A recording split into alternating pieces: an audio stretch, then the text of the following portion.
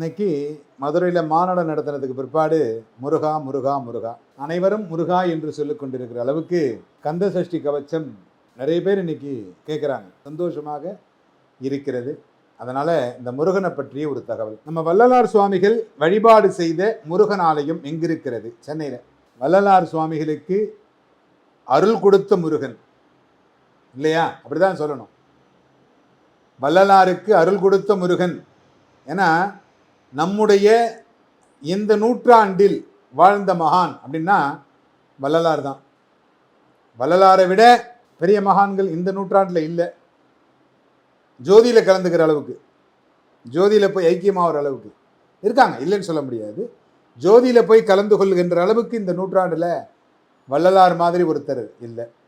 ஏன்னா வள்ளலாருக்கு அருள் செய்த முருகன் அப்படின்னா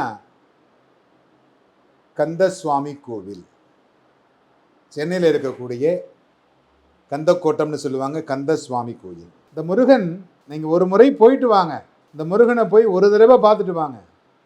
ஏன்னா முருகா என்றால் அந்த அழைத்த குரலுக்கு குழந்தை வடிவத்தில் வந்து உங்களுடைய கஷ்டங்களை நிவர்த்தி செய்யக்கூடியவன் இந்த கந்தசுவாமி.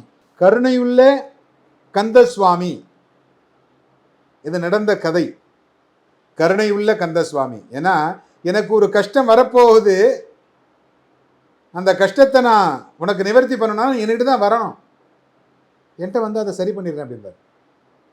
இந்த மாதிரி வள்ளலார் சுவாமிகள் வழிபாடு செய்த முருகனும் இந்த கந்தக்கோட்டத்தில் இருக்கக்கூடிய முருகக் கடவுள். அப்படிப்பட்ட மிக அருமையான முருகன். சென்னை வாசிகள் இன்னைக்கு பார்த்தீங்கன்னா சென்னையில் எங்கெங்கேயோ போகிறீங்க, சிறுவாபுரி போகிறாங்கிறான், அங்கே போகிறாங்கிறான், இங்கே போகிறாங்கிறான், எங்கெங்கேயோ போகிறாங்க. கந்தக்கோட்டத்தில் இருக்கிற முருகனை போய் பாருங்க. எல்லா பிரச்சனைகளுக்கும் வழி கொடுப்பார், துணை நிற்பார் கந்தக்கோட்டம் முருகன். கருணையுள்ள கந்தசுவாமி. அதனால் இந்த கருணையுள்ள கந்தசுவாமியை வழிபாடு செய்யுங்கள்.